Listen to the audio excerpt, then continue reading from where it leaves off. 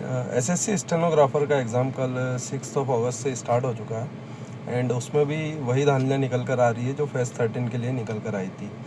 Time पर exam ना होना, बच्चों को रात को 5 बजे का एग्ज़ाम दे रहे हैं तो 9-9 बजे तक आप उनको फ्री नहीं कर रहे हैं। उसमें लड़के तो फिर भी ठीक है, मैनेज कर लेते हैं, रुक जाते हैं, उनके साथ ज़्यादा कुछ होता नहीं है। बट फिर भी ये बातें आती है निकल कर कि आप उन लड़के अगर कुछ हेल्प के लिए आपको सेंटर पर बोल रहे हैं तो उन लोगों ने एडिक्विटी कंपनी ने बाउंसर्स हायर कर रखे हैं बच्चों की एग्ज़ाम कराने के लिए, जबकि वहाँ पर ऑलरेडी पुलिस बल तैनात रहता है क्योंकि वो एसएससी का एग्ज़ाम ले रहा है।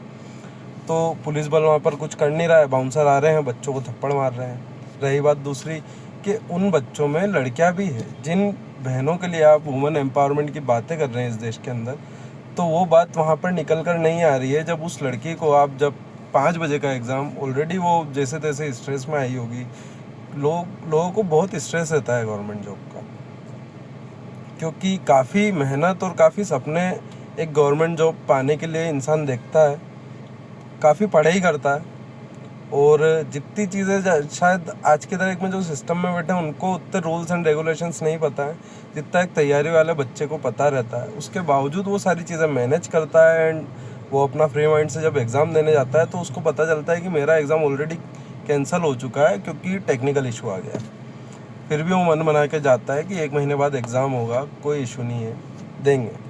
लेकिन जब एग्ज़ाम टाइम पर हो रहा है और आप जब एसएससी ऐसी एग्ज़ाम आप एडिक्विटी कंपनी को दे रहे हैं जो ऑलरेडी 8-9 स्टेट में बैन हो चुकी है और वहाँ पर एमपी व्यापम के अंदर पटवारी का घोटाला, फॉरेस्ट गार्ड का घोटाला, पुलिस कांस्टेबल का घोटाला और एमपी एसआई का भी घोटाला हुआ था एक समय पे। तो ये सारी चीज़ें जब निकल कर आई, मैं मध्य प्रदेश का निवासी हूँ, तो मुझे पता चलता है कि एसएससी को ठेका देना कहीं ना कहीं सरकार का फ़ायदा है और या फिर उन मिनिस्टर्स का फ़ायदा है जो कि एसएससी को चला रहे हैं। चेयरमैन का कोई मतलब नहीं है, एसएससी चेयरमैन शायद वो नामर्द है, मुझे तो ऐसा लगने लगा है। क्योंकि आप एक फैकल्टी जब प्रोटेस्ट करने जा रही है, आप उसको दिलासा दे रहे हैं, उसके बाद उनको अनशन भी बोलते हैं, एब्यूसिव लैंग्वेज यूज़ करते हैं कि आप नामर्द हैं वगैरह वगैरह। तो आप सोचिए कि इस देश को किस राह पर ये सरकार ले जाना चाह रही है। और रही बात, सरकार को अपन क्रिटिसाइज़ नहीं भी करें तो भी अपन एक बात करते हैं कि एसएससी एक एग्ज़ाम है जो कि इस देश की रीढ़ की हड्डी है।